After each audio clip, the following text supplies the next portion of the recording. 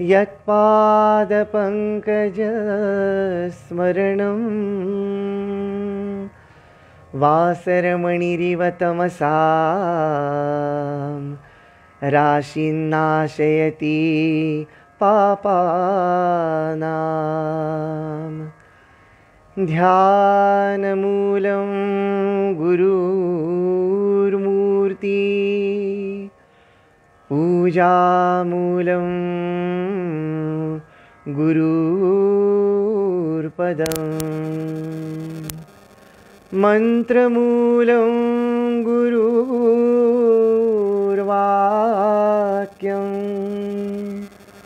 मोक्षमूलं गुरुकृपा।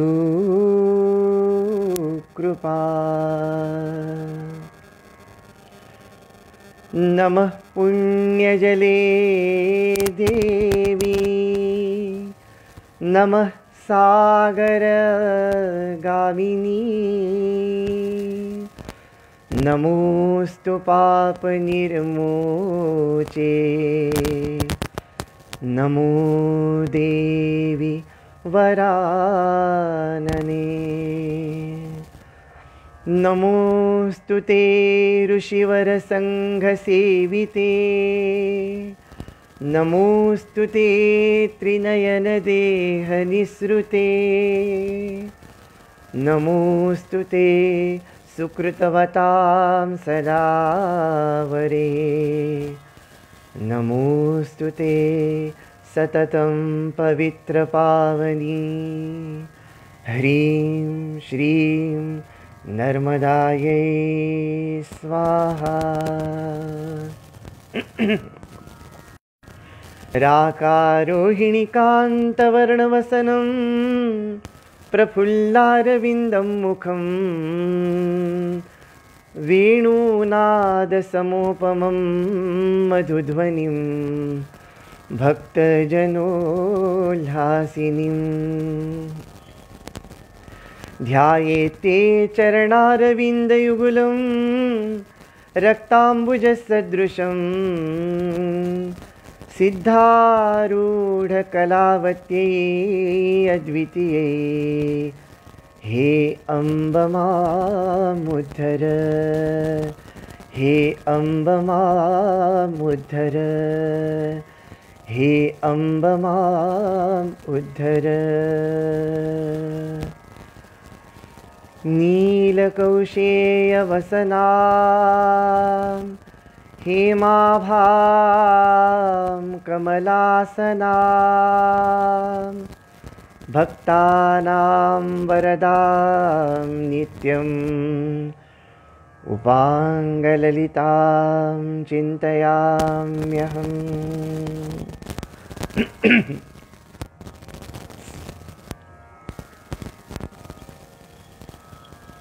आज आपल्या या चौथा दिवस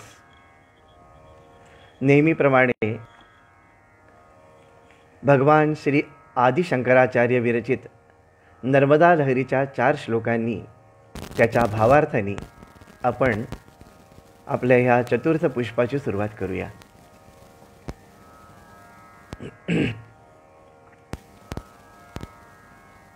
आचार्य म्हणतायत, अयोध्या माया त्वमसि मथुरा शंभुनगरी अवंती कांची त्वं जलधिहृदया सर्वसुदया शिवे गंगा तापी त्वमसि यमुना ब्रह्मतनया प्रयागस्तीर्थानां त्वमसि विभुराजैव गदिता शतद्रुस्सिन्धुस्त्वं त्वमसि शरयुर्जिष्णुतनया सदा नीराक्षिप्रा भवसि वरुणा सिन्धुमुकुटे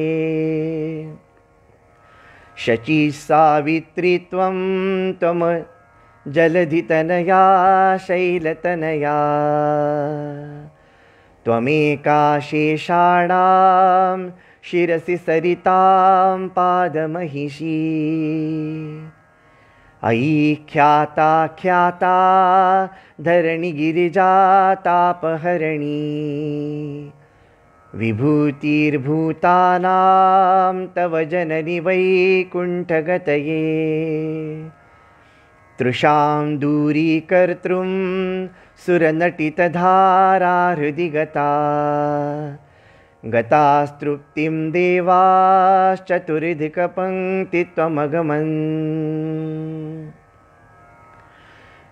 धरापाथो वह्नि सततगतिराकाशमनघे रविश्चन्द्रो यज्वा सुरपतिरयं देवजलदा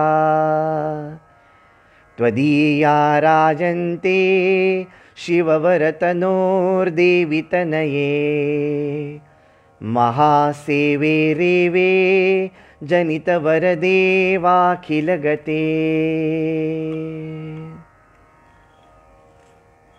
आचार्य म्हणतायत, हे मंगलमयी नर्मदा माते, तूच हरिद्वार, तूच अयोध्या रूपिणी आहेस. तूच श्रीकृष्णांची जन्मभूमी मथुरा असून तूच शंभूची अतिशय प्रिय अशी काशी नगरी सुद्धा तूच आहेस. अवंती म्हणजे उज्जैनी नगरी हे सुद्धा तुझंच रूप आहे. कांची ही तूच आहेस.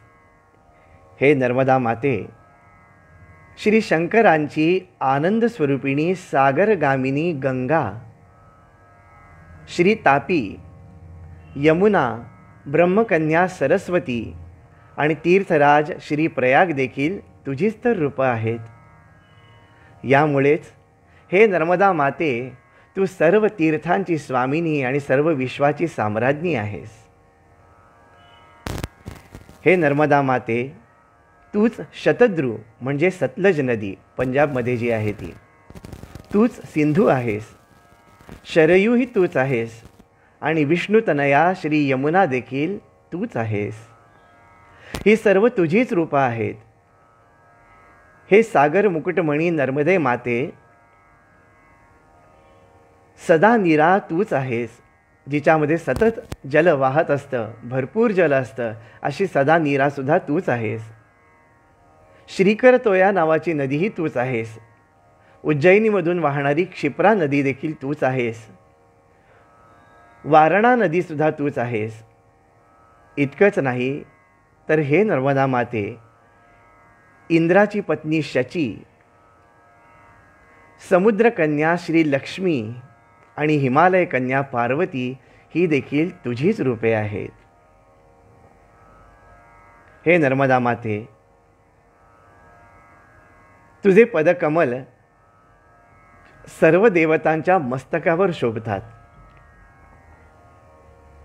हे नर्मदा माते, भूमी आणि पर्वतावर उत्पन्न होणारे सर्व प्रकारचे वृक्ष, लता, वेली यांचे तापहरण करण्याचे सामर्थ्य तुझ्यात असल्यामुळे तुझा महिमा अत्यंत मोठा आहे. तुझ्या तटावरील धूलिकणसुद्धा मनुष्याला वैकुंठाला घेऊन जातात. मनुष्याची तहान दूर करण्याच्या बाबतीत देवांगनांच्या आणि देवतांच्या नृत्याचं अनुकरण करणारी तुझी जलधारा इतकी श्रेष्ठ आहे की तिचं प्राशन केल्यानंतर मनुष्याला अत्यंत श्रेष्ठ स्थान प्राप्त होत असतं. त्यामुळे श्री नारायण, श्री ब्रह्मा, विष्णू व श्री शंकर या देवतांना, श्रेष्ठ देवतांना सुद्धा तुझ्या भक्तांपासून 5व्या पंक्तीत बसावं लागतं. हे नर्मदा माते, हे शंकर तनुजे, श्री महादेवांच्या वरामुळे तू सर्वश्रेष्ठ देवता आणि अखिल जीवांना श्रेष्ठ गती देणारी अशी माता झाली आहेस. त्यामुळे पृथ्वी, जल, अग्नी, वायू, आकाश ही पंचमहाभूते आणि सूर्य, चंद्र, अग्नी, इंद्र ही सर्वजण तुझ्या सत्वामुळेच विराजमान आहेत. आपण ज्यावेळेला एखाद्या देवतेची आराधना करतो तेव्हा उपासनेची परिपक्वता ही आपल्या विचारांमुळे दिसायला लागते. माझाच देव तो श्रेष्ठ आणि बाकीचे सर्व कनिष्ठ, ही भक्तीची अगदी पहिली सुरुवात आहे. प्रथम तसंच आपल्याला निष्ठा असली पाहिजे. पण नंतर आपण ज्याची आराधना करतो, ज्या देवतेची आराधना करतो, तिचं व्यापकत्व संपूर्ण विश्व ब्रह्मांड भरून आहे याची प्रचिती येणं, याचा अनुभव येणं म्हणजेच आत्मसाक्षात्कार.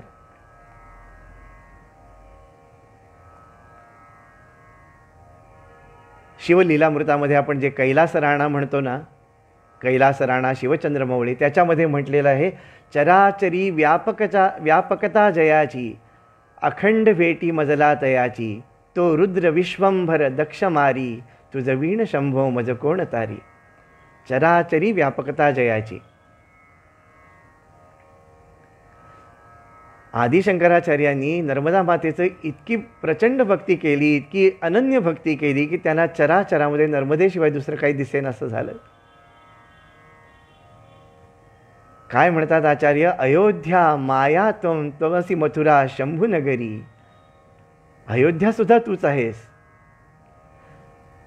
ह्या विश्वामध्ये जे जे पाप नाहीसं करणारं तीर्थक्षेत्र आहे, जे जे पाप नाहीसं करणारं साधन आहे, ती सर्व साधनं, त्या सर्व देवता हे नर्मदा माते तूच तर आहेस. तुझीच विभिन्न रूपं आहेत.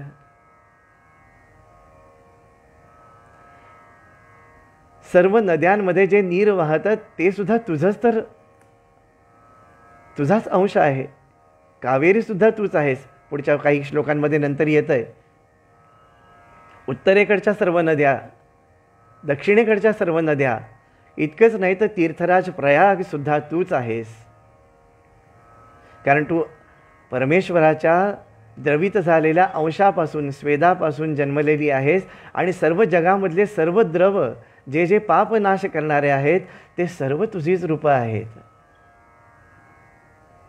नर्मदेचं महत्त्व आचार्यांनी किती प्रकारे सांगितलंय पहा.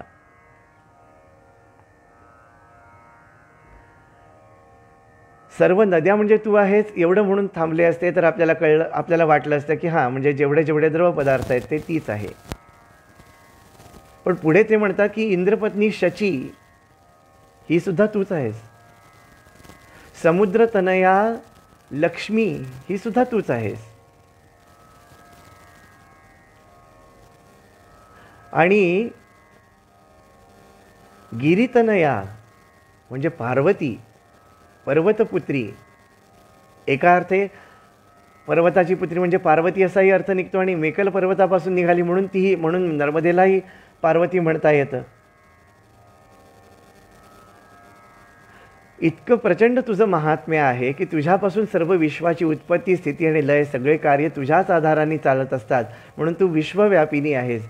आपण ज्यावेळेला परिक्रमा करतो त्यावेळेला ही भावना, परिक्रमाच करतो असं नाही मी म्हणत, कुठल्याही आश्रमात गेलात, नर्मदा माईच्या तटावर गेलात तर ही भावना पाहिजे की आम्ही परब्रह्माच्या अगदी जवळ येऊन बसलेलो आहोत. आम्ही जे मागू ते आपल्याला मिळणार आहे. कल्पवृक्ष पण कमी पडेल, पण नर्मदा आपल्याला जे द्यायचं ते देण्यामध्ये अजिबात म्हणजे कंजूषपणा करत नाही, कृपणता दाखवत नाही. साधक जे जे मागेल ते ती देते.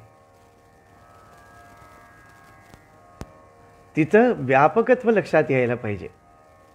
आणि ते लक्षात येण्यासाठीच आपण ही पुराणं वाचतो किंवा शंकराचार्यांनी केलेली जी नर्मदा लहरी आहे त्याचं आपण विवरण जे काही ऐकतो ते कशासाठी, तर नर्मदा म्हणजे काय आहे, आपण कोणाकडे चाललेलो आहोत. सर्वश्रेष्ठ विश्वाच्या जननीकडे आपण चाललेलो आहोत. तेव्हा त्या गांभीर्याने आपण जर अभ्यास केला तर खरोखरच परिक्रमेमध्ये विलक्षण अनुभव येतातच. पुढे ते म्हणतायत की तुझ्या तटावरील धुलीकण सुद्धा मनुष्याला वैकुंठाला घेऊन जातात.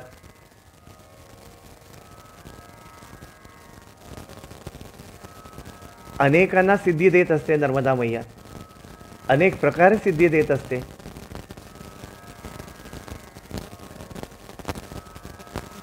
जी गोष्ट आपण आपल्या शहरामध्ये राहून, आपल्या गावामध्ये राहून करू त्यावेळेला त्याला सिद्धी मिळायला जितका वेळ लागेल, खूप वेळ लागेल, त्याच्यापेक्षा दशांशाने सुद्धा नर्मदा तटावर तप केल्यावर सिद्धी मिळायला वेळ लागत नाही असं शंकराचार्य स्वतः म्हणतात.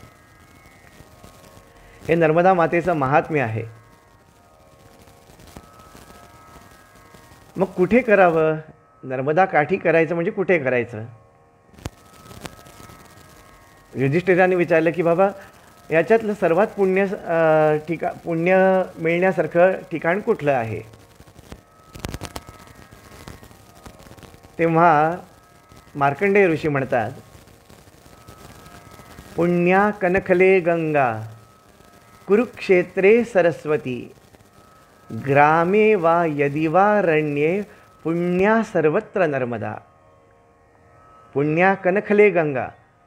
गंगा स्नानाचं जर फळ पाहिजे असेल तर कनखल म्हणजे हरिद्वारला जायला लागतं. हरिद्वारला गंगा स्नानाचं जे पुण्य मिळेल तसं इतर ठिकाणी मिळणार नाही. सर्वश्रेष्ठ ठिकाण कुठलं आहे गंगा स्नानाचं? हरिद्वार आहे.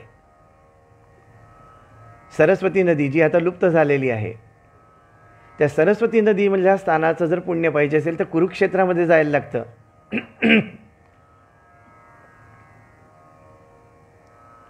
पण ग्रामे वा यदि वा रण्ये पुण्या सर्वत्र नर्मदा. कुठल्याही गावात जा नर्मदा काठच्या, नर्मदा माईच्या स्नानाचं तेच पुण्य मिळतं. ह्यामध्ये काय दाखवायचं आहे त्यांना?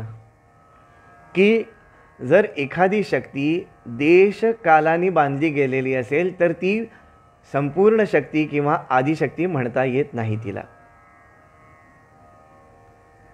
म्हणजे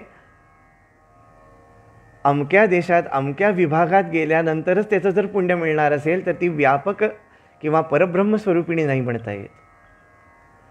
देशकाला परिच्छन्ना म्हणून ललिता सहस्त्रनामामध्ये एक नाव आहे. देशकालाच्या पलीकडे गेलेली, तिच्या अस्तित्वानेच पुण्य मिळायला सुरुवात होते.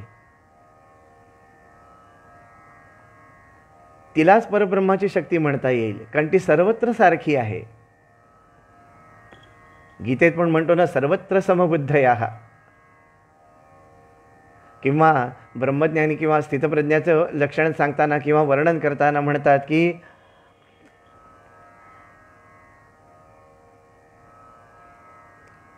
गाढवामध्ये असो, कुत्र्यामध्ये असो, मुंगीमध्ये असो, सर्वत्र ज्याला चैतन्यमय दिसतं, सर्वत्र जो सारखा आहे तो स्थितप्रज्ञ आहे. त्यांनीच परमेश्वराचं खरं स्वरूप जाणलेलं आहे. म्हणजे जो सर्वत्र सम झालेला आहे, सर्वत्र सारखाच झालेला आहे, तोच परब्रह्माचा अंश म्हणून म्हणवता येतो. आणि हेच ह्याच्यातनं आचार्यांना दाखवायचं आहे की, म्हणजे मार्कंडेय ऋषींना दाखवायचं, क्षमा करा, मार्कंडेय ऋषींना हेच दाखवायचं की पुण्या सर्वत्र नर्मदा. सर्वत्र म्हणजे तिच्या दोन्ही तटावरच असं नव्हे, तर तिचं जल आपण घरी आणल्यानंतर त्या जलाचं सुद्धा तितकंच महात्म्य आहे. तिच्या जलाचं केवळ अस्तित्व, तिचा एक बिंदू हा सिंधूसारखा आहे. तिचा एक बिंदू जरी घरात असेल त्या जलाचा, तरी अजिबात घरामध्ये असंतुष्टता येणार नाही. तुम्ही श्रद्धेने ते घरात ठेवल्यानंतर, नर्मदा जल घरात ठेवल्यानंतर साक्षात माईचा सहवास तुम्हाला 24 तास मिळत असतो. ते जल कसं ठेवावं? आता आपल्याकडे पारदर्शक प्लॅस्टिकच्या बाटल्या असतात, पण पूर्वीच्या काळी जे ऋषीमुनींनी परिक्रमा केली त्यावेळेला प्लॅस्टिकच्या बाटल्या वगैरे नव्हत्या. आत्ताचे म्हणजे बरेच जण असे परिक्रमावासी सांगतात की नर्मदा जल दिसलं पाहिजे म्हणून आम्ही ते प्लॅस्टिकची पारदर्शक बाटली घेतो. तिची ठीक आहे, श्रद्धेने केलं तर कुठेही सगळीकडे देव आहेच आणि पुण्या सर्वत्र नर्मदा म्हटलेलं आहे.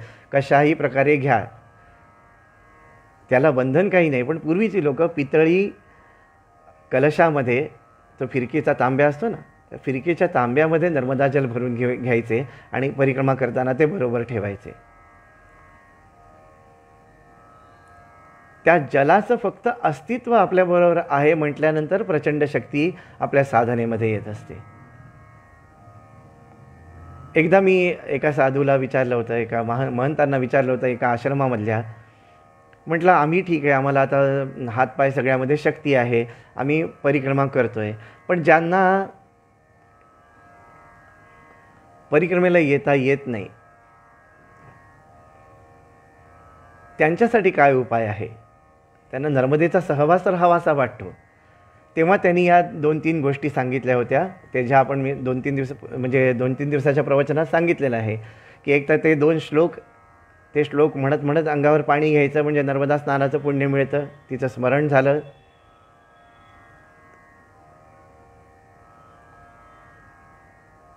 दुसरं, तिची 15 नावं आहेत, त्या 15 नावांचे जे 3-4 श्लोक आहेत ते पाठ करून ते जरी म्हटले, विपाशा विपापा, पाप नाहीसं करणारी म्हणून विपापा आहे ती, सगळ्या संसाराचे पाश तोडून टाकणारी आहे, स्वतः तिने पाश तोडलेले आहेत आणि निघालेली आहे म्हणून ती विपाशा आहे. ह्या सर्व नामांचं स्मरण करत, 15 नावांचं स्मरण करत सकाळी उठल्या उठल्या तिचं स्मरण केलं या 15 नावांनी, तर माणूस सर्व प्रकारच्या दोषापासून मुक्त होतो, हेही त्याच्यामध्ये सांगितलेलं आहे. आणि तिसरी गोष्ट त्यांनी सांगितली की नर्मदा जलाची कुपी घरामध्ये ठेवावी. गंगाजल तर आपण ठेवतो, ठेवावंच तेही. पुढे तर आता पुराणामध्ये आपण ते नर्मदा रहस्यामध्ये आपण बोलू त्याच्याबद्दल. नर्मदा जलाची कुपी घरात ठेवली, नुसती ठेवायची, त्यांनी तर पुण्य आहेच आहे. पण ज्यांना परिक्रमा करता येत नाही त्यांनी अत्यंत पवित्र अशा चौरंगावर ती कुपी ठेवायची. ज्यांची परिक्रमा अपूर्ण राहिली त्यांनासुद्धा हे करता येईल. श्रद्धा पाहिजे फक्त, कारण सगळ्या गोष्टींना फळ कशामुळे मिळतं? श्रद्धेमुळे. तर चौरंगावरती कुपी ठेवायची, ते जो काही कलश आहे तो ठेवायचा, यथाशक्ती षोडशोपचार पूजा करायची. आपण सत्यनारायणाची पूजा दरवर्षी घालतोच की घरामध्ये, तेच सगळं साहित्य नर्मदा पूजनाला लागतं. तुळशी वाहिल्या तरी मैयाला चालतात, बेल वाहिलं तरी चालतं, दुर्वांनी पूजा केली तरी चालते, अक्षतांनी पूजा केली तरी चालते, कुंकुमार्चन केलं तरी चालतं. ज्या ज्या गोष्टी सहज प्राप्त आहेत त्यांनी 1000 नावांनी नर्मदेची पूजा करायची आणि तिला घरामध्येच श्रद्धेने, ज्यांना शक्य नाही त्यांनी, इकडे कपट चालत नाही, माझ्या अंगात ताकद आहे, मला वेळ आहे तरीसुद्धा नर्मदेला जाणार नाही आणि घरामध्ये प्रदक्षिणा घालीन, ते चालणार नाही. ज्यांना शक्यच नाही आहे, जे शारीरिकदृष्ट्या सक्षम नाही आहेत, त्यांनी श्रद्धेने 1 वर्षभर जर घरामध्ये तिला प्रदक्षिणा घालत राहिलं तर त्यांना नर्मदा परिक्रमेत जे अनुभव येतात तेच त्यांच्या घरातसुद्धा येतात, असं तिकडच्या त्या महंतांनी सांगितलं. आणि मला हा उपाय अतिशय आवडला की जी वृद्ध मंडळी आहेत, ज्यांना म्हणतात आम्हाला पायी चालणं शक्य नाही मैयाच्या काठी, ठीक आहे, काही हरकत नाही, घरामध्ये एका अशा ठिकाणी ठेवा मैयाला आणि त्या प्रदक्षिणा तिच्या भोवती घाला. ह्याला मी विचारलं की ह्याला काय म्हणतात ह्या विधीला? तर ते म्हणाले गणेश प्रदक्षिणा म्हणतात म्हणाले. मी म्हटलं ही पहिल्यांदाच मी ऐकलं गणेश प्रदक्षिणा, कारण आपण बाकी सगळं ऐकलेलं असतं. काय ती रुंडमाला प्रदक्षिणा, त्याच्यानंतर जलहरी प्रदक्षिणा, मग आपण करतो ती साधी परिक्रमा, ह्या सगळ्या प्रकार माहिती होते, पण गणेश प्रदक्षिणा माहीत नव्हती. तर त्या साधूंनी मला जे सांगितलं, मला म्हणाले की गणेशजीला, म्हणजे आता त्यांनी हिंदीत सांगितलं, मी मराठीत सांगतो तुम्हाला, की गणपतीला पार्वतीनी राममंत्राला प्रदक्षिणा घालायला सांगितली आणि विश्वप्रदक्षिणेचं फळ मिळालं, तर आपण प्रत्यक्ष नर्मदा जलाला जर श्रद्धापूर्वक घरामध्ये जर प्रदक्षिणा घातली तर फळ मिळणार नाही का? तिकडेच जायला पाहिजे का? जायला पाहिजे. ज्यांना अंगामध्ये ताकद आहे त्यांनी जायलाच पाहिजे. जे तरुण आहेत, शारीरिकदृष्ट्या सक्षम आहेत, त्यांनी तपश्चर्या करायलाच पाहिजे. पण ज्यांना अजिबात शक्य नाही, ज्यांना न्यायला कोणी नाही आहे, ते बसनी करतात, हरकत नाही, ती पण प्रदक्षिणा होते, तीही मान्य आहे, आई आहे ना ती, कशाही प्रकारे सेवा केली तरी ती मान्य करून घेते. पण ज्यांना बसनीही जाणं शक्य नाही आर्थिकदृष्ट्या, कारण त्याचा खर्च खूप असतो, एक गोष्ट जर चांगली मिळायची असेल तर तिकडे दुसरीकडे कुठेतरी ॲडजस्ट करायला लागतं ना आपल्याला. पायी प्रदक्षिणेत एकही पैसा खर्च पडत नाही असं आपण म्हणतो, खरंच आहे, नाहीच पडत. म्हणजे 3 प्रदक्षिणा ज्या काही तिने करून घेतल्या त्याच्यामध्ये पैशाचा फारसा संबंध आलाच नाही, पण शारीरिक क्षमता मात्र लागते तेवढी.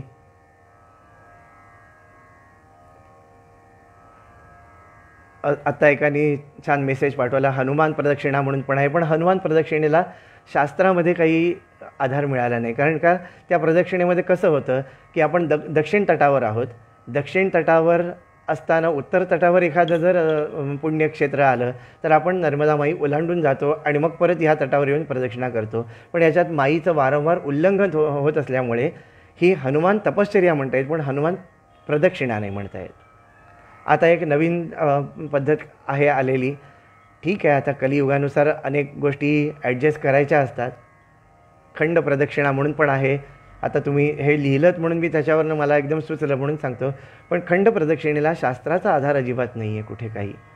कारण खंड प्रदक्षिणा म्हणजे काय, ती तुम्ही तपश्चर्या म्हणा त्याला, किंवा तीर्थभ्रमण म्हणा, पुण्य त्याचंही कमी नाही, मोक्षाच्या आड अजिबात येत नाही.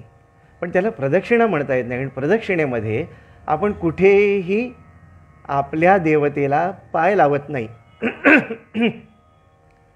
विचार करा, आपण गणपतीला प्रदक्षिणा करतो, गणपतीला ओलांडून जातो का? गणपतीच्या भोवती सर्वांगाने तिला समजून घेणं, त्या देवतेला समजून घेणं म्हणजे प्रदक्षिणा आहे. विचारसुद्धा तिच्याच भोवती फिरले पाहिजेत, देहसुद्धा तिच्या भोवती फिरला पाहिजे, आणि पूर्ण विश्वास तिच्यावर असला पाहिजे, पैशावर नको. ही पूर्ण समर्पितता प्रदक्षिणेला किंवा परिक्रमेला पूर्ण करते. आपण देवाला प्रदक्षिणा घालताना अर्धी प्रदक्षिणा घालून परत येतो का, इकडे पाणी पितो आणि नंतर मग परत जाऊन थोडी प्रदक्षिणा करतो, मग परत तिकडनं खायला जातो, आणि मग ह्याला प्रदक्षिणा म्हणतात का? मग जर साध्या आपल्या देवळामध्ये सुद्धा आपण अशी जर प्रदक्षिणा करत नाही तर खंड परिक्रमा ही परिक्रमा कशी असू शकेल?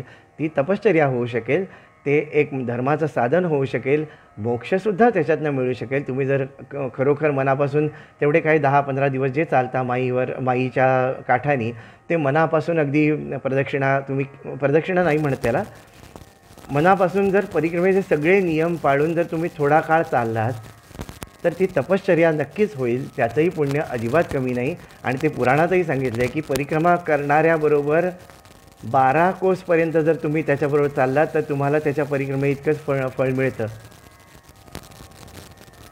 ते पुण्यसुद्धा काही कमी नाही. म्हणून जे कोण परिक्रमेला जात असेल त्यांच्याबरोबर थोडा वेळ चाललात ना, त्यांच्यासारखे नियम पाळून चाललात ना, तर तुमचं पुण्य पण काही कमी नसतं. पण हे काहीच ज्याला शक्य नाही त्यांनी घरामध्ये त्या कुपीला षोडशोपचार पूजा करायची, आवाहन आदी सगळं, ध्यान, आवाहन, अर्घ्यपाद्य इद्य सगळं जे आपल्या घरी गणपती आल्यावर आपण जे सगळं करतो, किंवा सत्यनारायण असताना जे सगळं करतो, ते सर्व उपचार करून मध्यावरती कुपी ठेवायची जलाची, आणि त्याला 108 प्रदक्षिणा घालायचा. असा जर तुम्ही नेम केलात तर ती मैया तुमच्या घरामध्ये सुद्धा तुम्हाला तोच अनुभव देते. आणि तोच जो आनंद सर्व परिक्रमावस्थेंना चालताना मिळतो त्या लेवललाच ती तुम्हाला नेऊन ठेवते. त्याच्यात कुठेही खंड होण्याचा प्रश्न नसतो. आणि मग तुम्ही परिक्रमा पूर्ण झाली, तुमच्या घरातल्या 108 दिवसांचा किंवा काय तुम्हाला जो करायचा असेल तो नेम पूर्ण झाल्यानंतर नर्मदा काठी कुठेतरी अन्नदानासाठी तुम्ही जर काही दान केलं, जसं तिकडे आपण कन्याभोजन करतो तसं तिकडे जर काही दान केलं तर हे पुण्य अनेक पटीने वाढतं. शास्त्राचा आधार म्हणून ते सांगितलं. बाकी कोणी कसं करावं हे अजिबात मी ह्यामध्ये सांगत नाही, कारण तो अधिकार सिद्धपुरुषांचा असतो, गुरूंचा असतो. की तू कशा प्रकारे परिक्रमा कर हे सांगायचा अधिकार गुरूंचा असतो. पण हे पर्याय तुम्हाला सांगून ठेवले की एक गणेश प्रदक्षिणा म्हणून पण आहे, हा रोजचा नेम म्हणून पण तुम्हाला घरी करता येईल. नर्मदा सहस्रनाम आहे, ज्याप्रमाणे विष्णू सहस्रनाम आहे. विष्णू सहस्रनाम ज्याप्रमाणे महाप्रभावशाली आहे त्याप्रमाणे नर्मदा सहस्रनामसुद्धा महाप्रभावशाली आहे. एकंदरीत त्या देवतेशी कुठल्या ना कुठल्या प्रकारे आपण सतत जोडलं राहणं हाच योग आहे. नर्मदा कवच आहे. कवच म्हणजे आपला सर्व देह नर्मदामय झाला अशी भावना. उपासनेचं जे रहस्य सांगितलं गेलेलं आहे त्यात असं आहे की सर्वप्रथम न्यास करावेत. नर्मदा मंत्राचे न्यास आहेत, न्यास करावेत. न्यास केल्यानंतर 108 वेळा बीज मंत्राचा जप करावा, 108 वेळा नर्मदा गायत्रीचा जप करावा. नर्मदा गायत्री तर सर्व प्रसिद्धच आहे. ओम रुद्रदेहायै विद्महे मेकलकन्यकायै धीमहि तन्नो रेवा प्रचोदयात, ही नर्मदा गायत्री आहे. आणि ह्रीं श्रीं नर्मदायै स्वाहा हा बीजमंत्र आहे. तंत्रामध्ये एकाच देवतेचे अनेक मंत्र असतात, त्यापैकी आणखीन एक षट प्रणव म्हणतात. ते 6 प्रकारचं ह्रां ह्रीं ह्रूं ह्रैं ह्रौं रः नर्मदायै नमः हा सुद्धा एक मंत्र आहे. या सर्वाचे न्यास जे कोण अधिकारी असतील त्यांच्याकडून विचारून घ्यायचे, ती आराधना करायची. म्हणजे जप हा सर्वात महत्त्वाचा आहे. नर्मदेचे मंत्राचे सर्व न्यास केले की त्याच्यानंतर नर्मदा कवचाचं पठण करायचं आहे. त्यानंतर नर्मदा सहस्त्रनामाचं पठण करायचं. आणि मग त्याची त्यांनी काही ठिकाणं दिलेत की कुठल्या ठिकाणी बसल्यानंतर कुठल्या कार्यासाठी कसं करता येतं ते सगळं त्या विधी. आता ह्या ओघात कधीतरी तुम्हाला ह्या अजून 5 दिवस माझा त्रास तुम्हाला आहे, तर त्या 5 दिवसात कधीतरी ह्या नर्मदा कवचाबद्दल आणि त्याच्या विधीबद्दल ज्यावेळेला नर्मदा माई प्रेरणा करेल त्यावेळेला मी नक्की सांगेन. हे नर्मदेचं महात्म्य आपण आत्ता ऐकलं.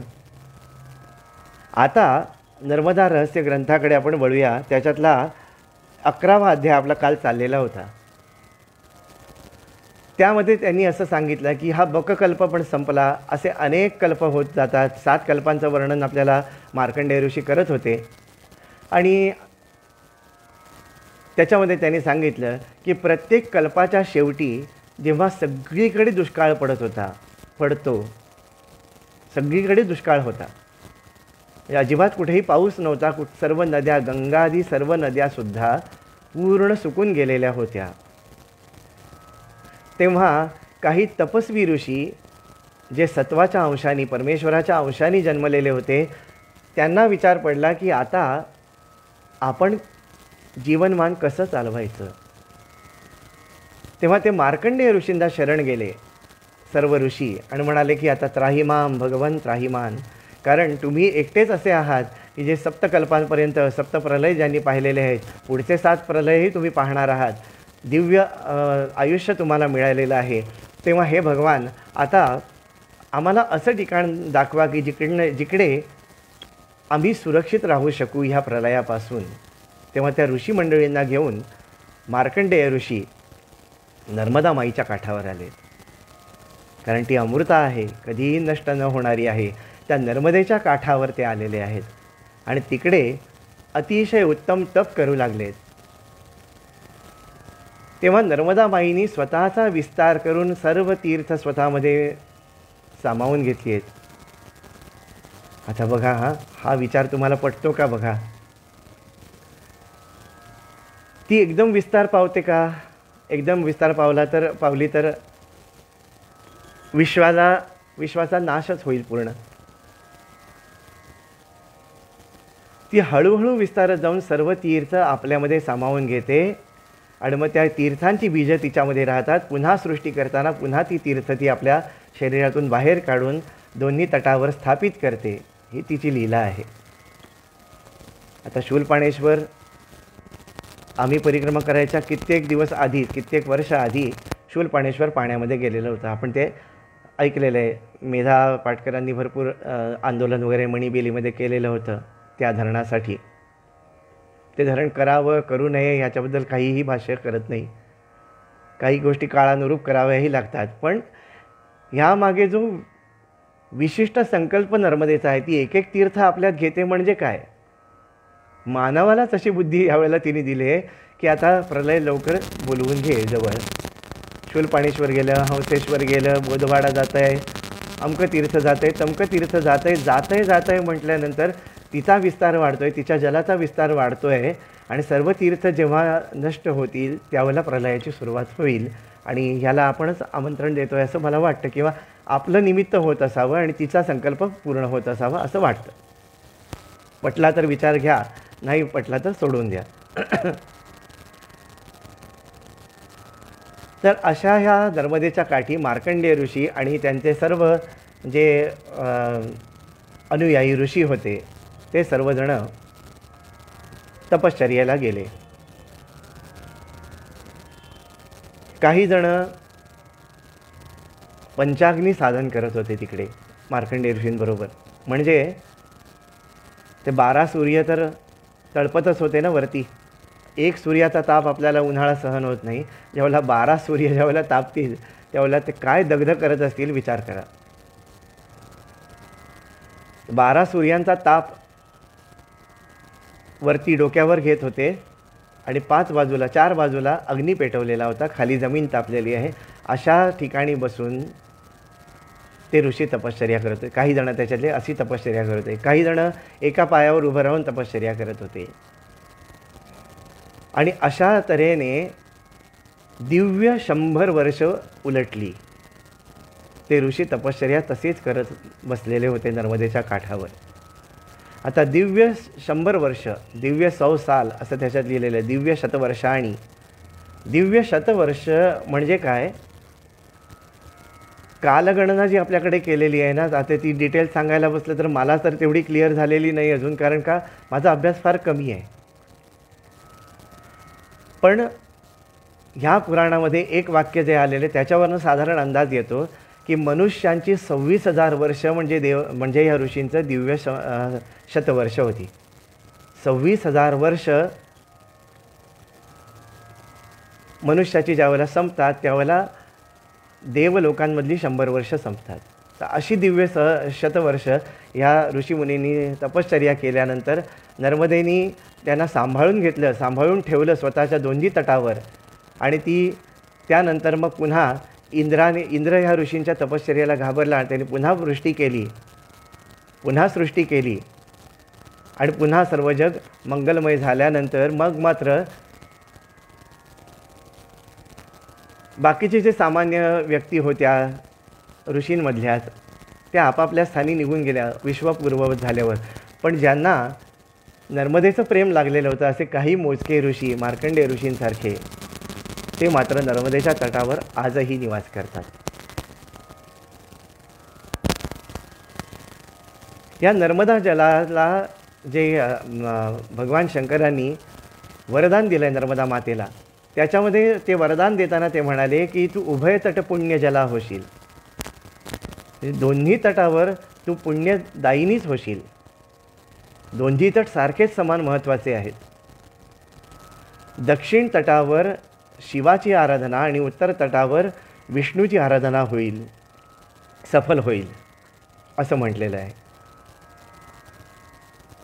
दक्षिण तट हा पितृभूमी होईल आणि उत्तर तट ही देवभूमी होईल असं वरदान दिलेलं आहे.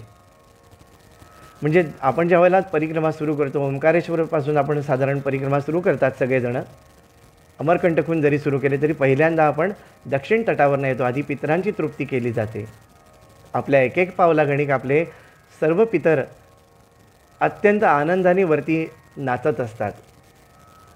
भुवलोकामध्ये, पितृलोकामध्ये आपले पितर अतिशय संतुष्ट होत असतात.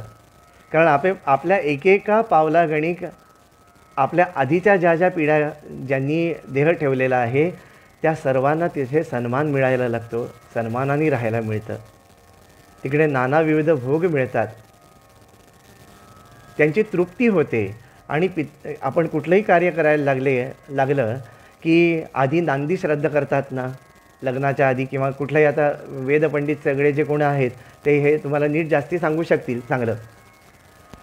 पण नांदी श्राद्ध केल्यानंतर मग सगळी कार्य सुरू करतात. नांदी श्राद्ध म्हणजे पितरांचं स्मरण. म्हणून नर्मदा परिक्रमा सुरू करताना असा प्रघात आहे की दक्षिण तटावरून शक्यतो सुरू करतात. तसंच केलं पाहिजे असा काही अगदी कठीण असा नियम नाही की तोच पाळला पाहिजे असं काही नाही. देवांनी उत्तर तटावरून बोधवाड्याहून सुद्धा परिक्रमा सुरू केलेली आहे. सगळे जे 33 कोटी देव परिक्रमेला निघाले ते बोधवाड्याला एक देवपथलिंग म्हणून आहे, पुण्यस्थान आहे ते. आता पाण्यामध्ये गेलेलं आहे ते. सरदार सरोवराचं जे बॅकवॉटर येतं त्या बॅकवॉटरमुळे ते पाण्यामध्ये गेलेलं आहे. अतिशय छोटंसं मंदिर आहे पण अतिशय रम्य मंदिर होतं. अजूनही जे 3 वर्ष 3 महिने 13 दिवस किंवा सावकाशीनी परिक्रमा करतात त्यांना उन्हाळ्यामध्ये ज्यावेळेला पाण्याची लेवल कमी होते, पाण्याचा स्तर कमी होतो, त्यावेळेला हे बोधवाड्याचं हे मंदिर बघायला मिळतं, अजूनही दर्शन घेता येतं. शूलपाणेश्वराचं मात्र आता दर्शन कोणाला होणं शक्य नाही. आमच्याही 14-15च्या परिक्रमेमध्ये सुद्धा आम्हालाही झालेलं नव्हतं. अगदी लांबून फक्त ते कळसाचं थोडंसं दर्शन, तिकडे कळस आहे म्हणून ते जाणकार म्हणत होते म्हणून आम्ही आपलं म्हटलं हां झालं कळसाचं दर्शन, पण अगदी 100% सांगता येत नाही. पण ह्या बोधवाड्यासारखी जी काही स्थानं आहेत ती उन्हाळ्यामध्ये जर आपण गेलो तिकडे तर आपल्याला दर्शन होऊ शकतं. तर त्या बोधवाड्याच्या त्या मोठ्या शिवलिंगाजवळून सर्व देवांनी 33 कोटी देवांनी परिक्रमा उचललेली होती आणि तिकडे पूर्ण केली. म्हणजे ते उत्तर तटावरनं पण परिक्रमा सुरू करता येते, याचं एक उदाहरण आहे ते. नर्मदा परिक्रमा म्हणजे ही दोन्ही तटांना सारखंच महत्त्व दिलेलं आहे ना भगवान शिवशंकरांनी. असं म्हटलेलं नाही की ती पितृभूमी आहे तर तिकडनं नाही करायचं नाही, किंवा ही उत्तर तट आहे इकडनं करायचं नाही, असं कुठेही म्हटलेलं नाही. ज्या ठिकाणून तुम्हाला वाटेल त्या ठिकाणून तुम्ही परिक्रमा सुरू करून त्याच ठिकाणी परत आल्यानंतर तिकडच्या शिवलिंगावर जल अर्पण करायचं आणि त्यानंतर ओंकारेश्वराला जाऊन तिकडे अर्पण करायचं, मग परिक्रमा पूर्ण झाली. ह्या नर्मदा माईच्या तटावर काय आहे, काय काय मिळतं, त्यांनी म्हटलं आहे की जो इकडे शिवार्चन करेल, शंकराची अर्चना करेल, शंकराचं पूजन करेल, शंकराप्रित्यर्थ जप करेल, तो विष्णूसारखा श्रेष्ठ होईल. काय बघा, ऐक्य दाखवायचं आहे त्यांना. कारण हरिहर श्रेष्ठ कनिष्ठ आता तर काही फारसा असा वाद बघायला मिळत नाही, पण लहानपणी म्हणजे आमच्या लहानपणी ऐकायला यायचं हे शैव आहेत म्हणून वैष्णवांकडे खाणार नाहीत, वैष्णव आहेत म्हणून शैवांकडे खाणार नाहीत. आता असं काही नसतं, आता असं काही फारसा बघायला मिळत नाही आणि ती चांगली गोष्ट आहे. या पुराणातही सांगताना असंच सांगितलं आहे की ज्याप्रमाणे हरिश्रेष्ठ हरकनिष्ठ, हरश्रेष्ठ हरिकनिष्ठ हा वाद चुकीचा आहे, त्याप्रमाणे नर्मदा श्रेष्ठ आणि गंगा कनिष्ठ, गंगा श्रेष्ठ आणि नर्मदा कनिष्ठ हा वादसुद्धा चुकीचा आहे असं मार्कंडेय ऋषी या पुराणामध्ये म्हणतात. कारण त्यांनी दोघींनाही एकाच रूपात बघितलं आहे. विष्णू तनयासुद्धा तूच आहेस, विष्णूच्या पादपद्मातून निघालेली गंगासुद्धा तूच आहेस. तूच आहेस म्हटल्यानंतर उदयन आचार्य आणि सत्यानंद ही दोन नावं जरी असली तरी माणूस कुठला श्रेष्ठ म्हणून सांगाल? दोन्ही एकाचीच नावं आहेत. त्याप्रमाणे कुठलीही नदी तिची जर भावना तुम्ही नर्मदा म्हणून केली तर ती तुम्हाला तेच फळ देते.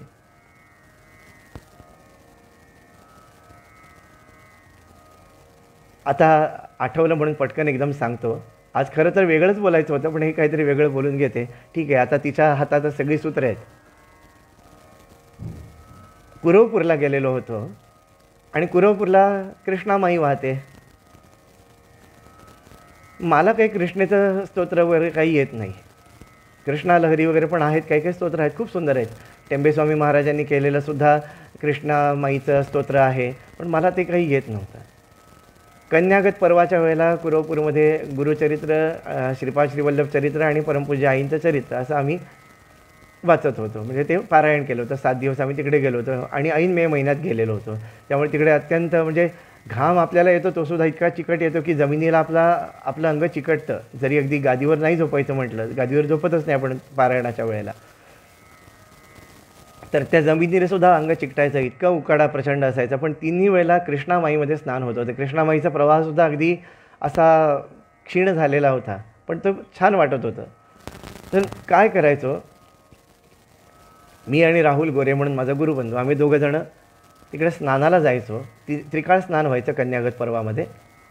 पण तिकडे गेल्यानंतर मी तिला म्हणायचो, कृष्णामाई तू पण श्रेष्ठ आहेस, पण मला नर्मदेशिवाय कुठलं स्तोत्र येत नाही, तर मी तुझी स्तुती नर्मदाष्टक म्हणूनच करतो. आणि मग नर्मदा माईची स्तुती आणि नर्मदा माईची आरती तिकडे करायचो. आणि गंमत अशी की ते 7 दिवसामध्ये आम्ही जेव्हा जेव्हा स्नान करायला जायचो तेव्हा अचानक असा सुगंध यायचा. पाण्यामध्ये स्पर्श केला, नर्मदेय हर असं म्हणून स्पर्श केला आणि आंघोळ करायला लागलो की सुगंध यायचा. मला असं वाटायचं की हा राहुल गोरे तरुण मुलगा आहे, तो बहुतेक अत्तर लावत असेल. म्हणून मी काय त्याला विचारलं नाही, कारण काय कोणी अत्तर लावावं न लावा आपल्याला काय, आपण कोण सांगणार त्यांना लावा किंवा लावू नका. त्याला वाटलं की दादा एवढं देवाचं करतो, देवासाठी अत्तर आणलेलं असेल, तेच त्याच्या कपड्याला लागत असेल, म्हणून त्यांनी मला विचारलं नाही. पण पुढे एक हैदराबादचा वकील आला, नचिकेत नावाचा, आणि तो म्हणाला, आमच्याबरोबर 2दा-3दा स्नानाला आल्यानंतर मग तो म्हणाला की तुमच्या दोघांपैकी कोण अत्तरला होतं? तेव्हा मात्र आम्ही दोघंच चमकलो. त्याला म्हटलं की नाही बाबा, आम्ही फक्त नर्मदाष्टक म्हणतो आणि नर्मदे हर म्हणून जल अंगावर घेतो. मग तो म्हणाला की एक वेगळा सुगंध इकडे येतो स्नानाच्या वेळेला. त्या क्षणी जाणवलं की आपण जिचं स्मरण करतो ती नर्मदा माई म्हणा, श्रीपाद श्रीवल्लभ म्हणा, सर्व एकच शक्तीची अनेक रूपं आहेत. तेव्हा ती शक्ती तिकडे प्रकट होते आणि ती कृष्णामाई आपली प्रार्थना मान्य करून घेते. चराचरात आपल्या उपास्य दैवताला पाहणं हे उपासनेचं श्रेष्ठ लक्षण आहे.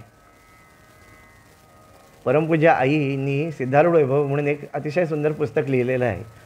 हे का सांगतोय तर आज शंकराचार्यांनी जे सांगितलं, अयोध्या मायात्वम, सर्व विश्वव्यापिनी नर्मदा मातेचं स्वरूप त्यांनी आज आपल्याला, विराट स्वरूप नर्मदेचं आज आपल्याला दाखवलं.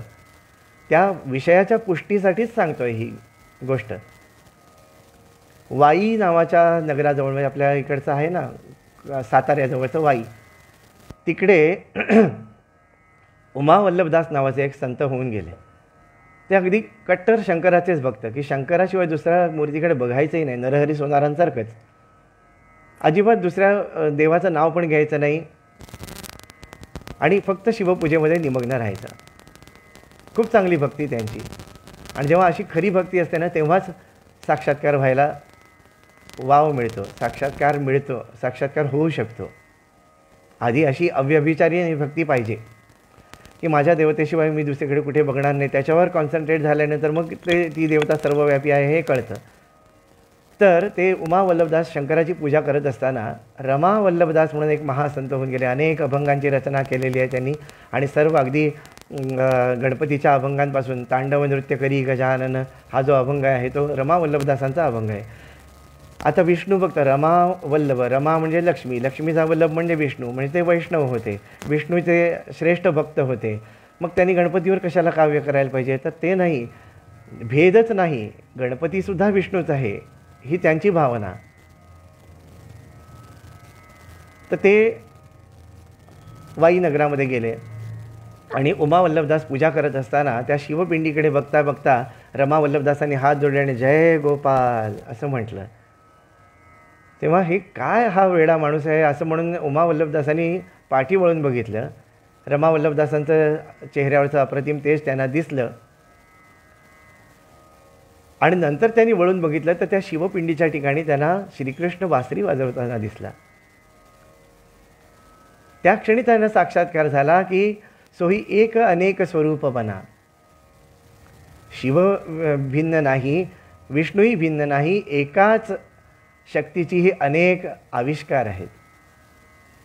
आमचे श्रीविद्येतले गुरु, मार्गदर्शक, गुरु नाही म्हणता येणार, मार्गदर्शक CV रमणी सर म्हणून आहेत. त्यांनी मला हे समजावून सांगताना असं सांगितलं, ब्रह्मा विष्णू महेश ही 3 अवस्था आहेत म्हणाले. ज्याप्रमाणे बर्फ, पाणी आणि वाफ याच्यामध्ये काय असतं, एकच कंटेंट असतो H2O, ते गुणसूत्र काही बदलत नाही.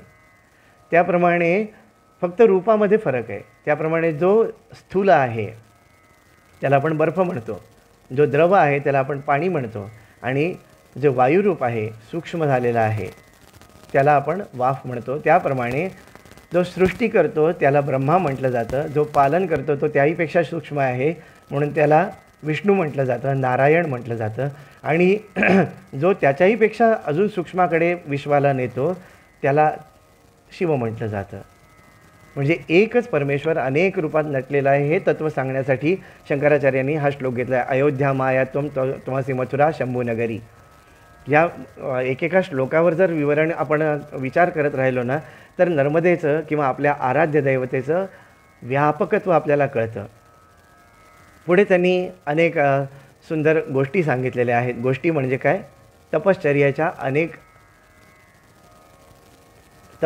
अनेक प्रकार सांगितलेले आहेत.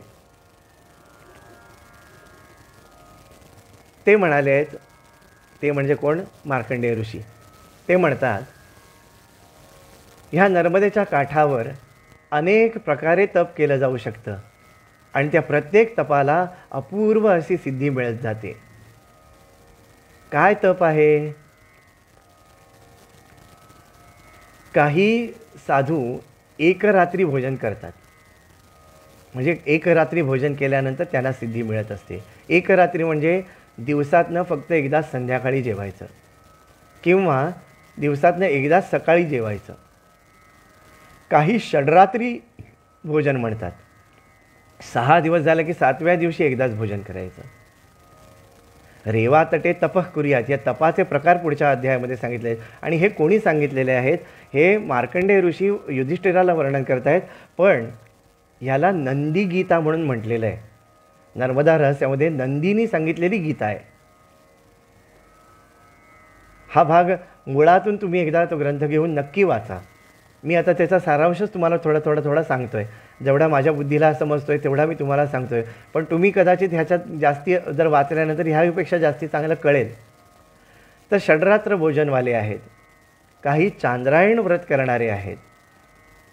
चांद्रायण व्रतसुद्धा तिकडे अतिशय श्रेष्ठ फळ देणारं आहे. चांद्रायण म्हणजे काय? आता बऱ्याच जणांना माहीत असेल पण बऱ्याच जणांना माहीत नसेलही. चंद्राच्या कलेप्रमाणे एक एक घास वाढवत जायचं आणि चंद्राच्या एक एक कलेप्रमाणे एक एक घास कमी करत जायचं. असं महिनाभर करायचं. पौर्णिमेपासून पौर्णिमेपर्यंत करतात किंवा अमावस्येपासून अमावस्येपर्यंत करतात. म्हणजे कसं? प्रतिपदेला एकच घास भोजन घ्यायचं. म्हणजे जेवणाच्या आधी एक घास आणि नंतर असं काही नाही आहे. पूर्ण दिवसामध्ये एकच घास. तो केवढा? आवळ्या एवढा. 15 घासाचा भात शिजवायचा. उदाहरण म्हणून सांगतो. 15 घासाचा भात शिजवायचा. एक घास आपण जेवायचा आणि 14 घास गाईला घालायचे. द्वितीयेला 2 घास आपण जेवायचं, 13 घास गाईला द्यायचे. तृतीयेला 3 घास आपण जेवायचं, 12 घास गाईला द्यायचे. अमावस्येला पूर्ण निराहार. आणि परत मग प्रतिपदेला 1 घास, 14 घास आपण जेवायचे, 1 घास गाईला द्यायचा. असं करत पौर्णिमेला 15 घास जेवायचे आणि 15 घास गाईला द्यायचे. नाहीतर आपल्याला आज 15 घास मी जेवणारे गाईला काही नाही असं नाही आहे. 15 घास आपण जेवायचे आणि 15 घास गाईला द्यायचे. ही गोसेवा ही होते. आणि आपली ही जी गो आहेत ना, गो म्हणजे इंद्रिय. गोचे 2 अर्थ आहेत. गोसेवा म्हणजे काय? इंद्रियांना वळण लावणं. म्हणजे कृष्ण जो आहे गायी चारत होता म्हणजे काय? आपला जो आत्मकृष्ण आहे, हृदयात बसलेला जो आहे आत्मधला जो श्रीकृष्ण, तो या गायींना चारतोय. म्हणजे काय? या इंद्रियांना वळण लावतोय. तो त्याच्या पाठी दंड धारण करून बसलेला आहे. दंड काय आहे? त्याच्या हातात दंड म्हणजे मन आहे. मनाच्या द्वारे तो इंद्रियांना खेळवतोय, त्यांना पुष्ट करतो आहे. आणि ते मन जर आपण धर्माकडे लावलं, धर्म विचाराकडे लावलं तर मोक्ष देणाराही तोच मुकुंद आहे. तर नर्मदा काठी हे व्रत करणं अत्यंत श्रेष्ठ मानलं गेलेलं आहे. एक साधू महाराज तिकडे आहेत नर्मदा काठी. ते आवळ्यावर हे व्रत करतात. आवळ्यावर व्रत म्हणजे तो छोटा आवळा असतो ना, तो आवळा प्रतिपदेला 1 खायचा, द्वितीयेला 2, तृतीयेला 3. फक्त आवळ्याशिवाय दुसरं काही भोजन नाही. भूक लागली तरी नाम घ्यायचं, तहान लागली तरी नाम घ्यायचं. दुर्गा सप्तशतीतसुद्धा याचं विधान येतं. म्हणजे चांद्रायण म्हणून असं स्पष्ट दिलेलं नाही, पण निराहारो यतात्मानो तन्मनस्को समाहितो. निराहारो, आहार न घेता केवळ नामातनं परमेश्वराच्या मला शक्ती मिळते ही भावना दृढ. आता आपलं काय आहे सांगू का? एक वाक्य अर्धत तुटलं पण ते वाक्य तोडावं लागलं, कारण मला मूळ सांगायची गोष्ट काय आहे. आत्ता आपली भावना काय आहे की अन्नापासून मला शक्ती मिळते. घरी आपण तसेच आहोत ना. आता आज चतुर्थी आहे. मला गंमत वाटते, काय काय छान प्रश्न विचारतात. मग गाय आवळा खायची का म्हणून. तर गाईला गाईचं जेवण द्यायचं, आपण आवळा खायचा. बरं वाटतं असे काही काही प्रश्न आले की. आपल्याला वळण लावायचं, गाईला वळण लावायचं नाही. गाईला नेहमीच्या जेवणाबरोबर आपण जे काही करतो ना ते सगळं तिला द्यायचं आहे. पण आपण मात्र फक्त आवळा खायचा आहे. ते साधू महाराजांना जाऊन विचारा, मग ते बरोबर शब्दात उत्तर देतील तुम्हाला. हां, बरं, असू दे. तर इंद्रियांना वळण लावायचं आहे, त्यासाठी ही सर्व गोष्टी ह्या आपण करायच्या आहेत. नर्मदा काठी रेवा तटे तप करूयात, देहत्याग जान्हवी तटे. नर्मदेच्या काठी तप करायचं आहे आणि देहत्याग गंगेच्या काठी जाऊन करायचं आहे. हे मनुष्याच्या जीवनाची इतिकर्तव्यता ह्या गोष्टीमध्ये आहे. गंमत बघा कशी असते. आपण परिक्रमेला निघतो म्हणजे तपश्चर्याला निघतो की नाही. मग जर एखाद्या दिवशी आपल्याला आपल्या मनासारखं जेवण नाही मिळालं तर मग चीड का यावी. मग ते तप होतं का. मग आपण गेलो ते कशासाठी गेलो. खायचंच होतं. घरी बसून भरपूर खायचं, कोणी अडवलेलं होतं. घरी आपण जे काय खातो ते आपल्याला मिळत नाही म्हणून नर्मदा काठी जातो का. नाही जात ना. तिकडे गेल्यानंतर माझ्या मनाप्रमाणे काहीही मिळणार नाही हे मनाला पटवायचं आहे. मना तुला आता वटणीवर आणण्यासाठी इकडे आल्यानंतर तू आपलं भरपूर काय काय ते एकतर मोबाईल बघतोस, नाहीतर टी व्ही बघतोस, काय पाहिजे ते खातोस, कुठे उंडारायचं तिकडे उंडारत असतोस. त्या सर्व जी बेभान झालेली इंद्रिय, त्या इंद्रियांना वळण लावण्यासाठी नर्मदा काठी जायचं आहे. ते साधकाचं लक्षण आहे. आणि ती साधना करायसाठीच आपण तिकडे चाललेलो आहे. म्हणून हे ऋषीमुनी काही वेडे होते का एका पायावर तप राहून उभं राहून तप करायचं. आपले सियाराम बाबा होते, त्यांनी 12 वर्ष खडेश्वरी व्रत घेतलेलं होतं. खडेश्वरी व्रत हे एक फार कठीण व्रत मी तिकडे बघितलेलं आहे. आणि आमच्याबरोबर एक परिक्रमेत साधू होता सुद्धा. जे बोटीत शेवटी त्याला त्या बोट हेलकावायला लागली म्हणून त्याला थोडासा आधार घ्यावा लागला. पण हे लोक 12-12 वर्षाची व्रतं घेतात. खडेश्वरी व्रत. खडेश्वरी म्हणजे काय. उभं राहायचं, बसायचं नाही. आता काही प्रश्न विचारतील त्याआधीच सांगतो, फक्त ही गोष्ट करताना बसावं लागतं तेवढंच. नाही तर परत तिकडे काहीतरी प्रश्न येईल काय करायचं म्हणून. आधी एकदा आपण आपल्यापैकी आत्ता जे कोण ऐकतोय, सांगणारा मी आणि ऐकणारे तुम्ही, याच्यापैकी कोणी खडेश्वरी व्रत घेणार नाही याची मला गॅरंटी आहे. हां, कोणी संत महात्मा असेल तर क्षमा करा, हां, ते घेतील. पण आपल्यासारखा कोणी आपले बस की बात ही नाही आहे. हो, 12 वर्ष उभं राहायचं. रात्री झोपताना काय करायचं, एक असा झुला बांधतात आणि त्या झुल्यावर एक फळी ठेवतात. त्या फळीला असा हात धरून ते रात्रभर उभे राहतात. म्हणजे झोपसुद्धा उभ्यानीच घ्यायची. असं प्रचंड कठीण व्रत करणारे संत आजही तिकडे बघायला मिळतात. हे तप केल्याने काय मिळतं तर जन्म मरण चक्रापासून सुटण्यासाठी इकडे तपश्चर्या करायची आहे. जन्म मरण नाहीसं व्हावं, जन्माचं आणि मरणाचं भय नाहीसं व्हावं, ह्याच्यासाठी नर्मदा काठी तप करायचं आहे. आपण जे काही खातो पितो बघतो, शब्द स्पर्श रस रूप गंध आपण सतत भोगत असतो. त्यामुळे काय होतं, देहबुद्धी वाढते आणि हा देह आहे म्हणून मला सुख मिळतं. नाही, विचारू दे. अनावश्यक आणि आवश्यक आपण कोण ठरवणार. आम्ही असं अनेक साधूंना छळलेलं आहे की आम्हाला काय आमच्यासाठी ते आवश्यक प्रश्न वाटले, पण त्यांच्या दृष्टीने ये तो बच्चा आहे म्हणून आम्हाला ते उत्तरं द्यायचे. ठीक आहे, हरकत नाही. अजूनही देत, अजून बच्चाच आहोत आम्ही. काय विचारायचं ते विचारू दे, काही प्रश्न नाही. तर ही तपश्चर्या कशासाठी करायची तर मी देह नव्हे हे ओळखण्यासाठीच तपश्चर्या करायची. देहा हमतेवरी घाव घालुनी सत्वरी करी त्याची राख. देहच मी ही भावना नाहीशी होण्यासाठी ह्या सर्व कठीण तपश्चर्याची गरज आहे. तरुण वयामध्ये, तरुण वयातच आपण हे सगळं करू शकतो. जो तारुण्यामध्ये ज्यांनी इंद्रिय दमन आणि वासना शमन केलेला आहे तोच हासत नाचत वैकुंठाला जाऊ शकतो. काल जे मी तुम्हाला असं वाटलं असेल, काल काय बरं झालं, प्रत्येकाच्या मनामध्ये असेल थोडंफार. काही जण उत्कर्षाला म्हणाले, तू दादाला काय मनाविरुद्ध बोलायला लावलंस का. तर तसं नव्हतं. काल ज्यावेळेला मी ते बोलत होतो ना की नर्मदा काठी जो देहत्याग करतो त्याला सर्वश्रेष्ठ असं पद प्राप्त होतं. ते आपण डोळ्यांनी पाहिलेली अशी एक सिद्ध व्यक्ती आहे. आणि त्या व्यक्तीच्या आठवणीमुळे मला फार गहिवरून येत होतं. काल मी जर बोललो असतो ना पुढे तर मी नक्की रडलो असतो. माझे गुरुदेव श्री नरहरिगिरी स्वामी, हो काय देखणं व्यक्तिमत्व होतं ते. तमिळनाडूमध्ये त्यांचा जन्म झालेला होता.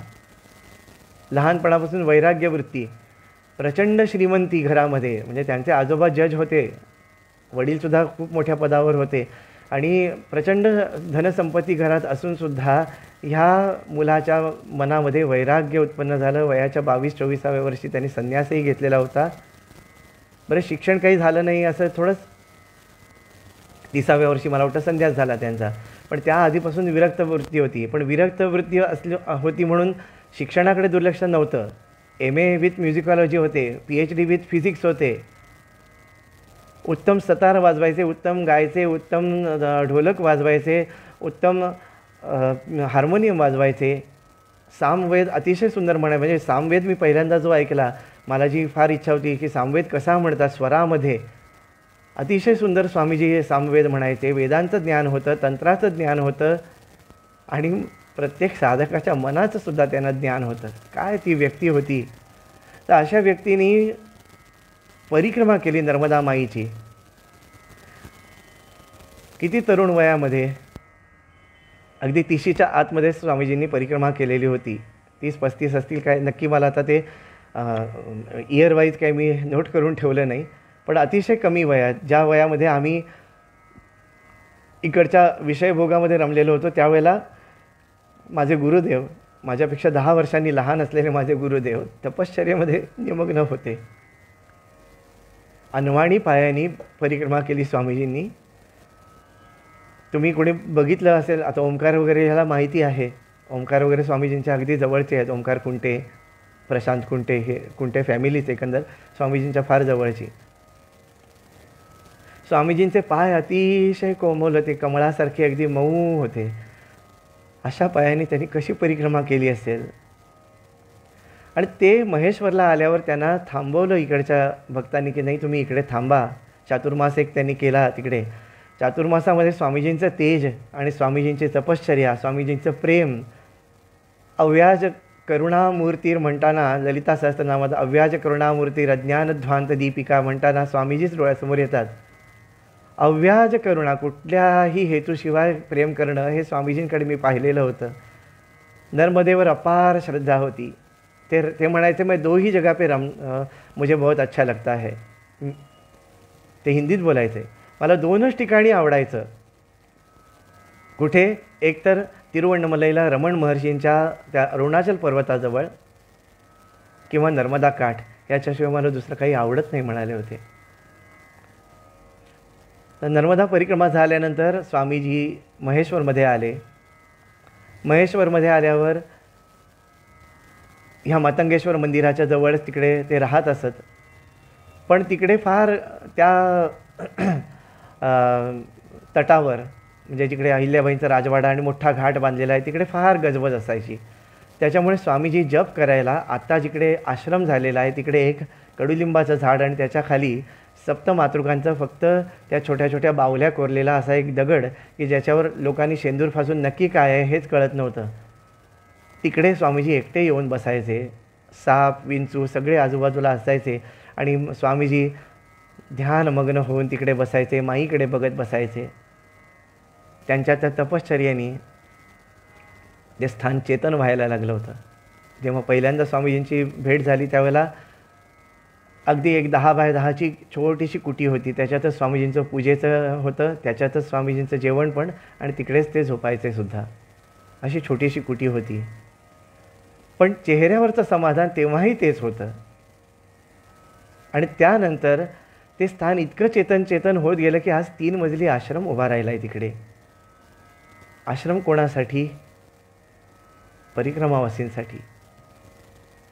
स्वामीजी कधी फारसे आश्रमात राहायचे नाही. पूर्ण आश्रम बांधला. स्वामीजींच्या अनेक आठवणी सांगायचं तर आणखीन एक सप्ताह आपल्याला घ्यावा लागेल. पण सांगतो की सर्वज्ञानी असून सुद्धा सामान्य माणसाप्रमाणे राहून त्याच्यावर प्रेम कसं करायचं हे शिकवणारा महात्मा आम्हाला नर्मदा काठी नर्मदा माईच्या कृपेमुळे मिळाला. त्यांची आठवण मला काल येत होती. पूर्ण आश्रम बांधून झाल्यानंतर एकदा डोंबिवलीतल्या काही माझ्या गुरुबंधू भगिनींना घेऊन मला तिकडे जायची इच्छा झाली. म्हणून मी स्वामीजींना विचारलं की स्वामीजी एक 30-40 बंधू भगिनींना यायची इच्छा आहे, येऊ देत का? म्हणजे ते येणार 30-40 जे कोणी येतील त्यांच्या जेवणाचा खर्च मी उचलायला तयार आहे. म्हणून मी म्हटलं, स्वामीजी हंसले, उदयन जी अभी बहुत कच्चे हो आप. ये आश्रम मेरा नहीं है, ये आश्रम नर्मदा जी का है. ये नर्मदा जी चलाती है. कौन आएगा, कौन खाएगा, कौन रहेगा, नर्मदा जी तय करती है. सगळे जे काही निर्णय आहेत ना ते नर्मदेच्या हातात आहेत. तुम्ही किंवा मी कोणाला जेवायला घालत नाही उदयनजी. मी अगदी निसंकोच मनाने सगळ्या माझ्या गुरुबंधू भगिनींना तिकडे घेऊन गेलो. आनंदाने राहिले सगळेजण. आणि सकाळी ज्यावेळेला परत यायला निघालो, माझ्या मनात एक गोष्ट होती, ते आज तुम्हाला सांगतो. काय काय आठवलं काल ते सगळं आज मी सांगतो. एक 5-7 मिनटं जास्ती झाली तर.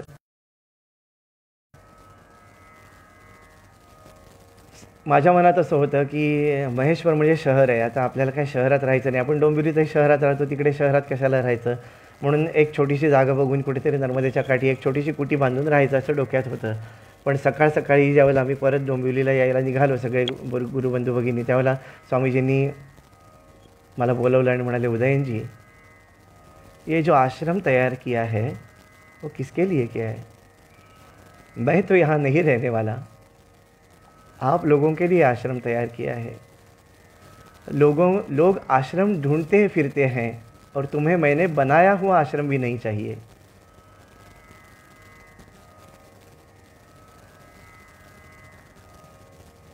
हे वाक्य ऐकल्यानंतर मला असं वाटलं की मैं यहाँ पे नहीं रहने वाला हूँ. म्हणजे स्वामीजी बहुतेक दुसरीकडे कुठेतरी जाणार असतील, तिरुवण्णमलेला राहणार असतील, त्यांना महेश्वरचा कंटाळा आला असेल असे मी कल्पना केली. पण गेल्या वर्षी 5 नोव्हेंबरला स्वामीजींनी सगळ्या वाक्यांचा उलगडा केला. जेव्हा ते कैलासला निघाले होते, कारण नर्मदा तपश्चर्येनंतर काय करायचं आहे, कैलास हेच तर आपलं मुख्य धाम आहे, मोक्षाचं धाम आहे. कैलासला जाताना स्वामीजी मला फोन केला होता स्वामीजींनी आणि म्हणाले, उदयनजी, ते कधीही मला उदयन म्हणून त्यांनी हाक मारलं नाही. मी त्यांच्यापेक्षा मोठा होतो, ही मर्यादा त्यांनी पाळलेली होती. माझी खूप इच्छा होती की मला एकदा तरी त्यांनी उदयन म्हणून हाक मारावं. तर जायच्या आधी एकदा फोन केला होता आणि व्हिडिओ कॉन्फरन्सवर बोलत होता, ये उदयन किधर गया. त्यावेळेला इतका आनंद झाला होता. त्यांनी मला उदयनजी नाही म्हटलं, आज उदयन म्हटलं. आज मी त्यांच्या जवळ गेल्यासारखं मला वाटायला लागलं. तर कैलासला जाताना म्हणाले, उदयन जी, मैं अगर वापस नहीं आऊँगा कैलाश से तो मेरा शरीर वहाँ पे पूरा हो जाएगा, तो गंगा जी में विसर्जित कर देना. नर्मदा जी के किनारे मुझे कुछ हो जाएगा तो नर्मदा जी में विसर्जित कर देना. और अगर दक्षिण में कुछ हुआ तो कावेरी में मेरा शरीर विसर्जित कर देना. तेव्हा मी रागाने म्हटलं होतं, स्वामीजी, तुमच्यापेक्षा मी 10 वर्षांनी मोठा आहे, तुमच्या आधी मी जाणार ना, मग मला सांगून काय उपयोग आहे. त्यावेळेला हसले आणि म्हणाले, भगवान का सारा गणित आपको नहीं समझता है, ध्यान में आएगा बाद में. आणि 5 नोव्हेंबरला स्वामीजींनी नर्मदा त्याठीच देह ठेवला. काल तो सर्व प्रसंग माझ्या डोळ्यासमोर आला की जो साधक आयुष्यभर तुझी सेवा करतो त्याला तू आपल्यामध्ये सामावून घेऊन नर्मदामय करून टाकतेस. शंकराचार्यांच्या ह्या वचनामुळे काल मला फार भरून येत होता. आज मी बरंच कंट्रोल करू शकतोय. तुमच्या सर्वांच्या आशीर्वादामुळे मी आज एवढं बोलू शकलो. पण हा श्लोक प्रत्यक्ष घडताना मी पाहिलेला आहे की असा महात्मा ज्यांनी परमेश्वराशिवाय दुसरा कसलाही विचार केला नाही. अहो, गणपती विसर्जन करत असताना रडणारे आपण लोक आपल्या सगुण सद्गुरूला जलसमाधी देताना काय झालं असेल.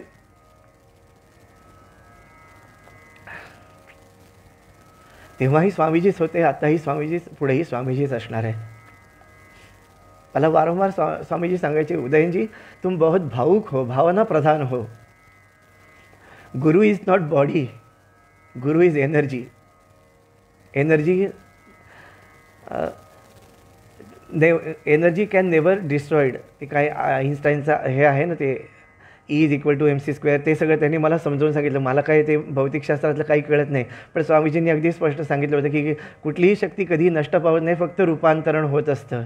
त्यामुळे गुरु ही हा देह नाही. हे सगळं ऐकायला आणि सांगायला सोपं आहे हो, पण आपण ज्याच्याशी खेळलो, ज्याच्याशी बोललो, त्या सद्गुरूला विसर्जन करणं नर्मदेमध्ये. त्या श्लोकाची मूर्त होऊन तो श्लोक समोर येत होता आणि म्हणून त्या भावावस्थेत मला काल काही बोलता आलं नाही, पण आज माईने ते बोलवून घेतलं की हे श्लोक म्हणजे नुसती काव्य नाही आहेत, हे मंत्र म्हणजे नुसते फुटणं काहीतरी निरर्थक शब्द नाही आहेत. या प्रत्येक शब्दाला अर्थ आहे, प्रत्येकाच्या मागे काही ना काहीतरी कथा आहे, प्रत्येकाच्या मागे काहीतरी त्याची एक तपश्चर्या आहे त्या ऋषींची. ते सर्व डोळ्यासमोर काल येत होतं की आचार्यांनी सांगितलं की जो तुझ्या काठी निवास करतो, जो शंकराची पूजा करतो, शिवपूजेमध्ये निमग्न असतो, जो सर्व देवतांचं भजन करतो, त्याला तू नर्मदामय करून टाकतेस, त्याला तू शिवमय करून टाकतेस. आणि स्वामीजींनी देह ठेवल्यानंतर पहिलंच नवरात्र होतं, माघ नवरात्र. त्या नवरात्रात आलेला अनुभव, स्वामीजींनी जी वाक्य उच्चारलेली होती ती सगळी कशी सत्य आहेत हे दाखवण्यासाठी हे शेवटचं उदाहरण देतो. मग उद्यापासून आपण पुढचा विषय बघायला घेऊया. आम्ही सगळेजण दुःखी होतो, मी, ओंकार, सगळे शिष्य स्वामीजींचे, राहुल, गोपाळ, सगळेजण दुःखी होतो. कारण अशी वेळ कधी येईल, स्वामीजींच्या शिवाय नवरात्र करावं लागेल हा विचारही कधी मनात आलेला नव्हता. इतकं चैतन्यमय त्यांचं वागणं होतं. नवरात्रातलाच दिवस होता, माघ नवरात्रातला, नर्मदा जयंतीच्या आसपासचा दिवस असेल.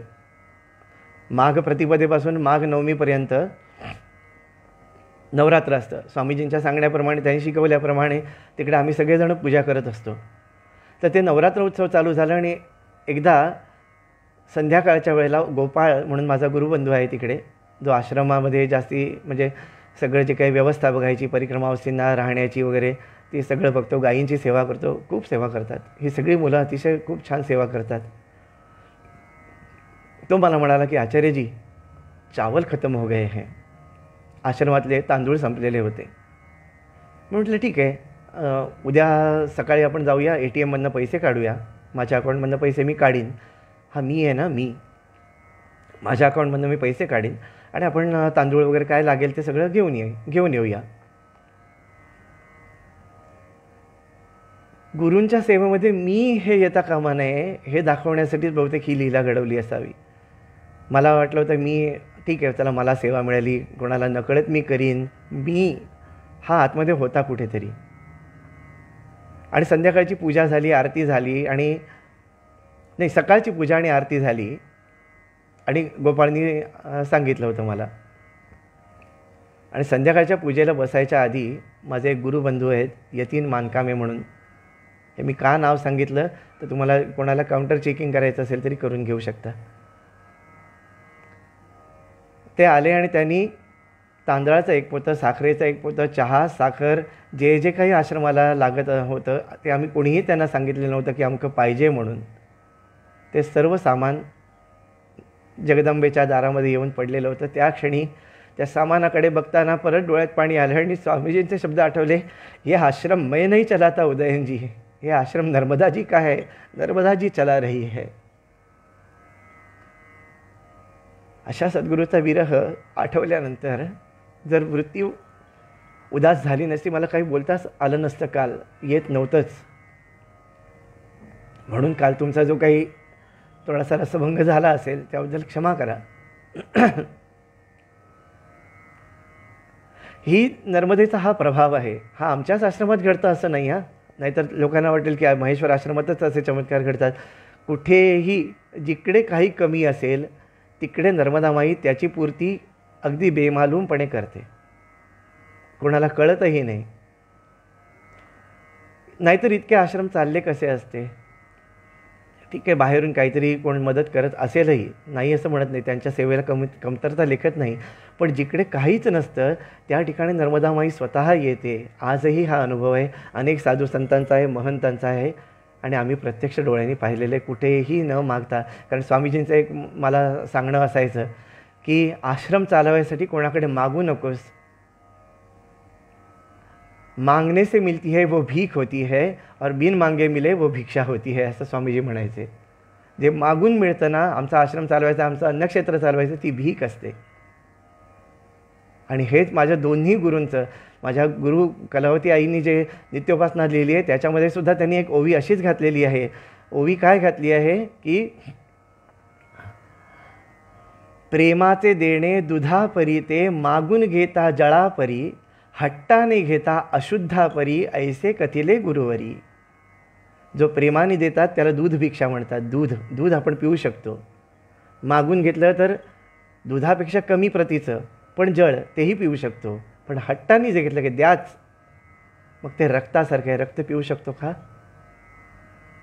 काही न मागे कोणासी तोची आवडे देवासी. स्वामीजींनी कधीही कोणाही पुढे आश्रम चालवायला मला मदत करा म्हणून शिष्यांपुढे हात पसरला नाही.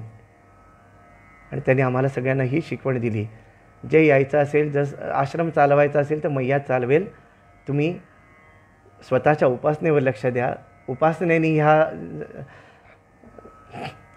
जागेला अगदी चेतन करा आणि माईचं अस्तित्व तुम्ही न सांगता ह्या आश्रमामध्ये येणाऱ्या खऱ्या साधकांना जाणवत राहील. आत्ताच सगळे जे परिक्रमावसे संपत आता उन्हाळा असल्यामुळे कमी येतात ना. 2 भगिनी आमच्या आश्रमामध्ये राहायला आलेल्या होत्या. मी काही फारसं त्यांना ओळखत नाही.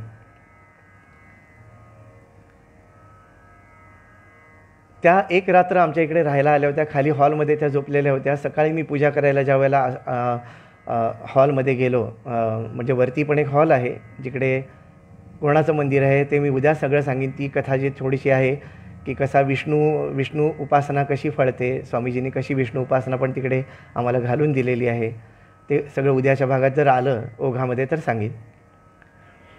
तर त्यातली एक भगिनी चांगली साधक होती. गंभीरपणे अजिबात आमच्याशी गप्पा बिप्पा मारायला ते बसले नाहीत. नाहीतर जनरली काय होतं, बाबाजी तुमचे अनुभव सांगा, मग बाबाजींना काय तेच पाहिजे असतं, आपलं बुवागिरी मिरवायचं पाहिजे असतं, म्हणजे मी जाऊन तिकडे मग गप्पा मारत बसतो. तसं तिने काही केलं नाही. ती तिचे ध्यान जप काय जे होतं ते तिने केलं आणि म्हणाले की निघताना फक्त म्हणाली, बाबाजी खूप चेतन स्थान आहे. मग जाणवलं की ही बाई खूप गंभीरपणे साधना करते, खूप गंभीरपणे उपासना करते, परिक्रमा पण गांभीर्याने करते. म्हटलं ताई वेळ असेल तर जरा सांगा तुम्हाला काय वाटलं इकडे. तर म्हणाली, मी 3 वाजता मैयावर स्नानाला जात होते. आधी एक तर त्या 3 वाजता जातात हे म्हटल्यावरच माझे आपलं हात जोडले गेले, कारण मला कुत्र्यांची आणि अमक्या चमक्यांची भीती वाटते. मी जाऊ शकत नाही 3 वाजता एकटा.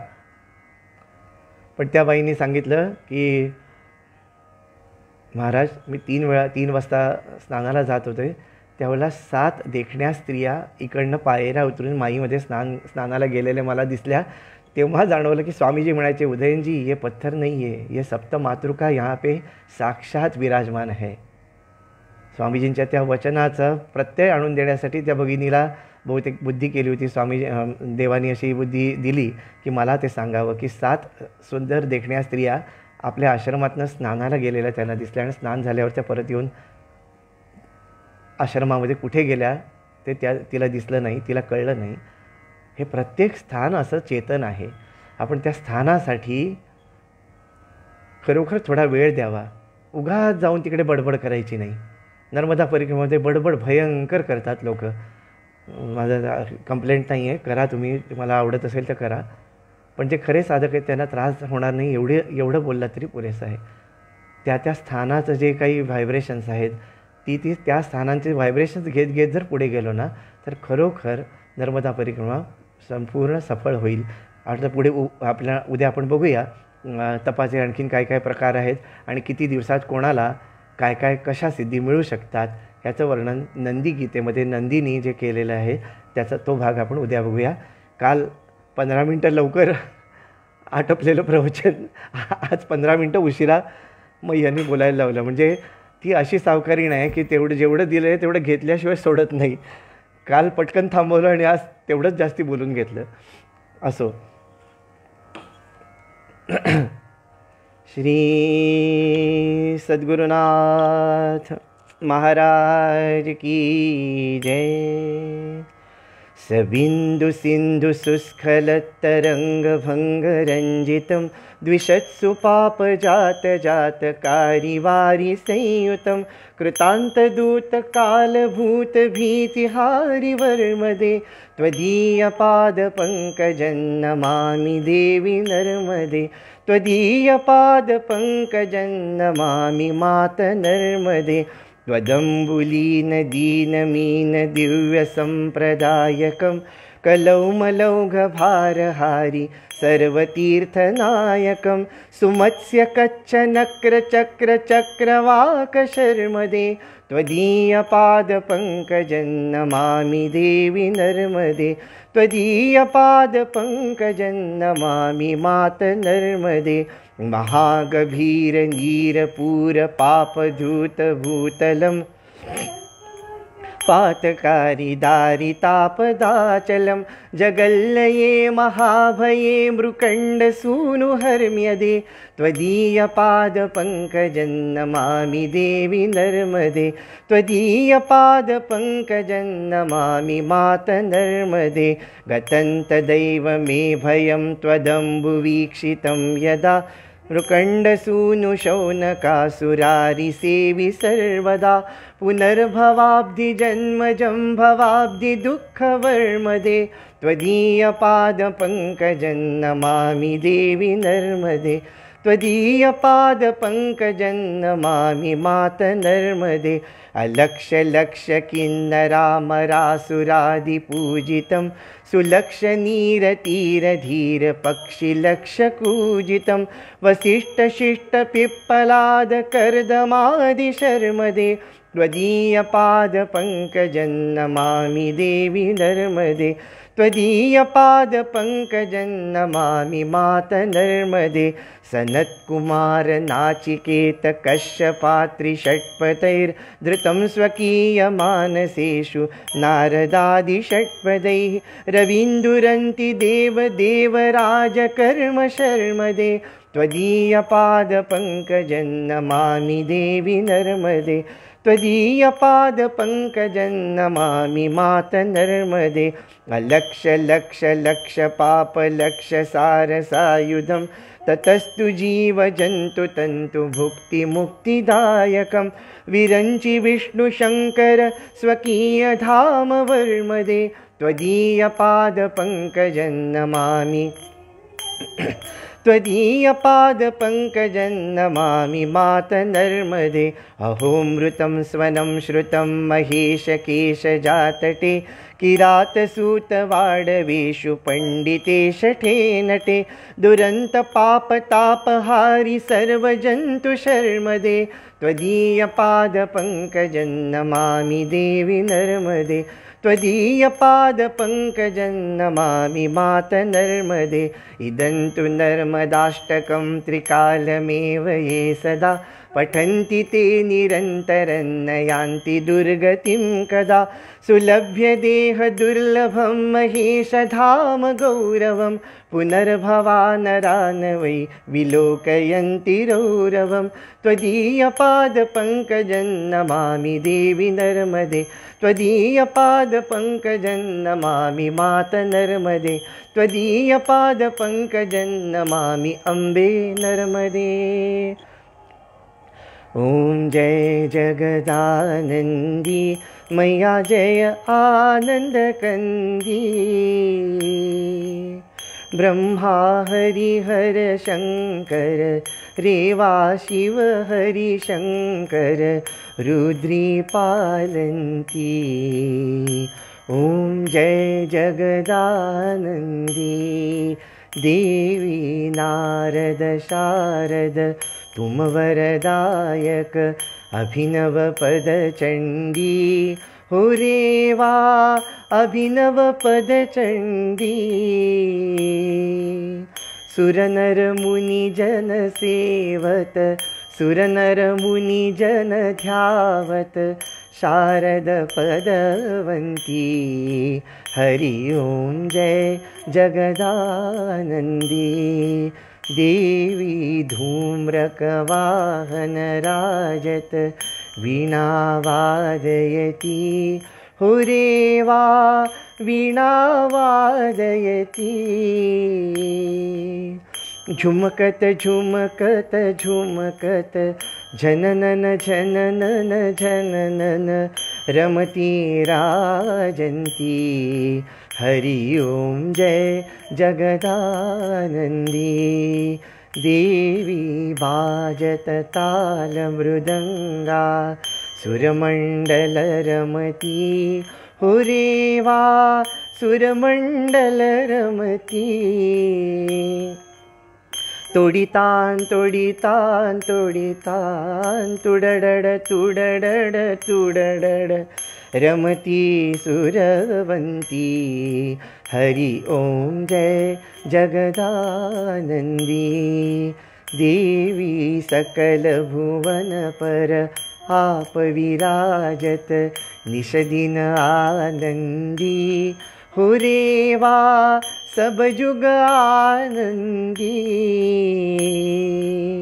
गावत गंगा शंकर सेवत रेवा शंकर तुम भव मेटंती। हरि ओम जय जगदानंदी।